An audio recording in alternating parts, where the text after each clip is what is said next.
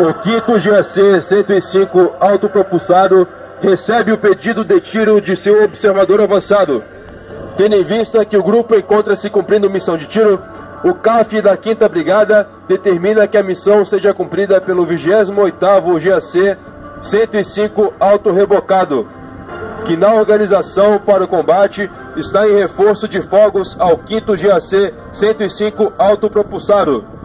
Neste momento, o 28º GAC 105 autorrebocado cumprirá a referida missão na árvore isolada bicolor à direita de Bananal.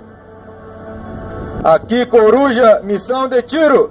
Desencadeio e concentração. Bravo Alfa 012.